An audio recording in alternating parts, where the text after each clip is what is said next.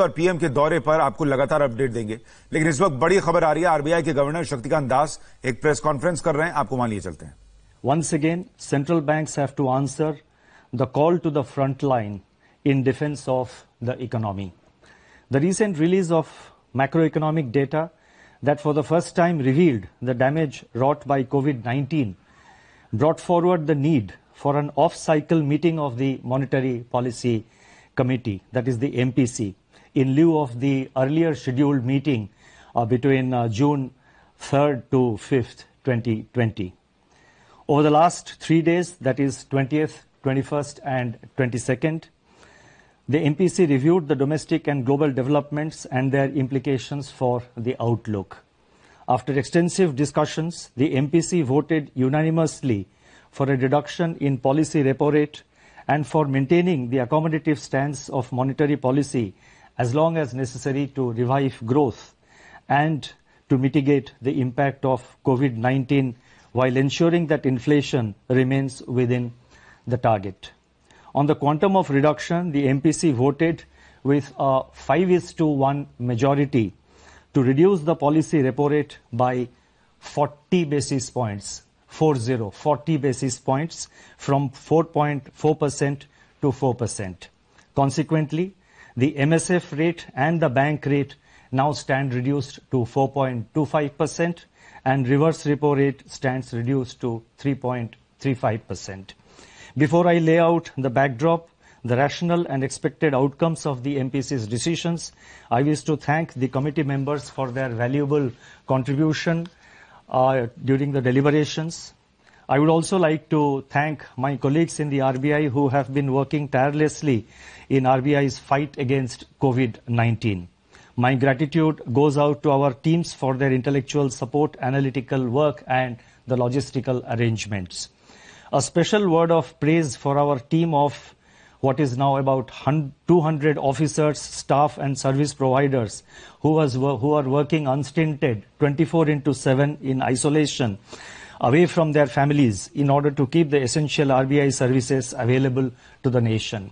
Once again, I wish to express our admiration for the doctors, the healthcare and medical staff, police, law enforcement agencies, functionaries and personnel of the government, the private sector, banks and other financial institutions who have risen to the occasion day after day through the pandemic to ensure continuity in provision of all essential services. Our deepest gratitude to their families too.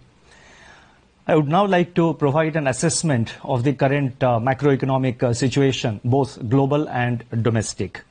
By all counts, the macroeconomic and financial conditions are austere. The global economy is inexorably headed into recession.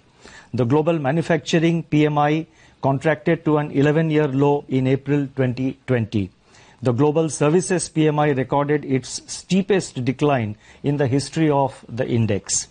Among advanced economies that have released GDP readings for Q1 of 2020, contractions were in the range of 3.4% to 14.2%. For emerging market economies, the growth rate ranged between 2.9% and minus 6.8%. EMEs face additional pressures in the form of capital outflows and asset price volatility from the bouts of turbulence afflicting financial markets. The plunge in crude prices has dried up budgetary revenues for oil exporters. On the other hand, oil importers have been denied terms of trade gains by the crushing blow to demand delivered by the pandemic. According to the UNCTAD, the value of global trade contracted by 3% in Q1. The volume of world trade can shrink by 13 to 32% in the current year as projected by the WTO. Global financial markets have calmed after a turbulent period in March and volatility has ebbed, but markets have generally been disconnected from the developments in the real economy. Relatively unsung, global policy response by central banks and governments has been unprecedented. Let me now turn to the domestic developments. Domestic economic activity has been impacted severely by the 2 months lockdown. The top 6 industrialized states in India that account for 60% of our industrial output are largely in the red and orange zones. High-frequency indicators point to a collapse in demand beginning in March 2020 across both urban and rural segments. Electricity and petroleum consumption, which are indicators of day-to-day demand, have plunged into steep declines. The double whammy in terms of losses of both demand and production has in turn taken its toll on fiscal revenues. Investment demand has virtually been halted by a decline of 36% in the production of capital goods in March, which was coincident with a contraction of 27% in imports of capital goods in March and 57.5% in April. This is also evident in a fall of 91% in finished steel consumption in April and 25% shrinkage in cement production during March. The biggest blow from COVID-19 has been to private consumption, which accounts for about 60% of the domestic demand. The production of consumer durables fell by 33% in March 2020, accompanied by a 16% decline in output of non-durables. Similar indications are reflected in surveys of the fast-moving consumer space also.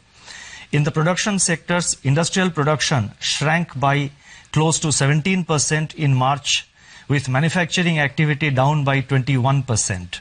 The output of core industries, which constitutes about 40% of overall industrial production, contracted by 6.5%. In conformity, the manufacturing PMI for April recorded its sharpest deterioration to 27.4, spread across all sectors. The services PMI plunged to an all-time low of 5.4% in April 2020. Amidst this encircling gloom, agriculture and allied activities have, however, provided a beacon of hope on the back of an increase of 3.7% in food grain production to a new record. A ray of hope also comes from the forecast of normal southwest monsoon by the India Meteorological Department. By 10th May 2020, up to which the latest information is available, Kharif sowing was higher by 44% compared to the last year's acreage. Rabi procurement is in full flow in respect of oilseeds, pulses, wheat, benefiting the bumper harvest. These developments will support farm incomes, improve the terms of trade facing the farm sector, and strengthen food security for the country. Going forward, these would also have a salutary effect on food price pressures. The inflation outlook has become complicated by the release of partial information on the Consumer Price Index by National Statistics Organization, obscuring a comprehensive assessment of the price situation. From the incomplete data that have been made available, food inflation, which had eased in January, from its January 2020 peak for next 2 months, that is during February and March. Now suddenly they have reversed and surged to 8.6% in April as supply disruptions took their toll, immune to the ongoing demand compression. Prices of vegetables, pulses, oilseeds, milk and cereals emerged as pressure points. In the external sector, India's merchandise exports and imports suffered their worst slump in the last 30 years as COVID-19 paralyzed world production and demand. India's merchandise exports plunged by 60.3% in April, while imports contracted by 58.6%. India's foreign exchange reserves have, however, increased by 9.2 billion during 2021, that is from 1st April onwards. And so far, that is up to 15th of May, our foreign exchange forex reserves, they stand at $487 billion, which is equivalent to 1 year's imports. I now go to the outlook with regard to inflation and growth. Against this backdrop, the MPC assessed that inflation outlook is highly uncertain.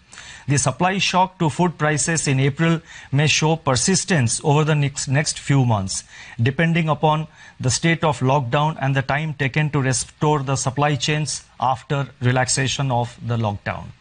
Among the pressure points, the elevated level of pulses inflation is worrisome and warrants timely and swift supply-side interventions, including a reappraisal of the import duties. Immediate step-up of open market sales, PDS offtake by FCI to offload some part of excess stocks can also cool down cereal prices and also create room for Rabi procurement. Given the current global demand-supply balance, international crude oil prices, metals, and industrial raw materials are likely to remain soft. This would ease input costs for domestic firms.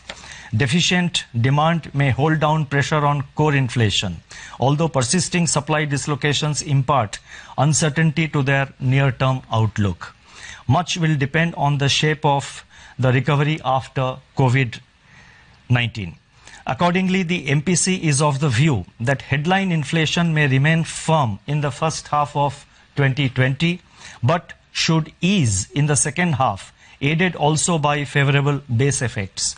By Q3 and Q4 of the current financial year, it is expected that the headline inflation will fall below the target of 4%. Thus, the MPC's forward guidance on inflation is directional rather than in terms of levels. Going forward, as and when more data are available, it should be possible to estimate the path of inflation with greater certainty. It is in the growth outlook that MPC judged the risks to be the gravest. The combined impact of demand compression and supply disruption will depress economic activity in the first half of the year. Assuming that economic activity gets restored in a phased manner, especially in the second half of this year, and taking into consideration favorable base effects, it is expected that the combination of fiscal, monetary and administrative measures being currently undertaken both by the government and the RBI would create conditions for a gradual revival in activity in the second half of 2021. Nonetheless, downside risks to this assessment are significant and contingent upon the containment of the pandemic and quick phasing out of social distancing and lockdowns. Given all these uncertainties, GDP growth in 2021 is estimated to remain in the negative territory, with some pickup in growth impulses in H2 2021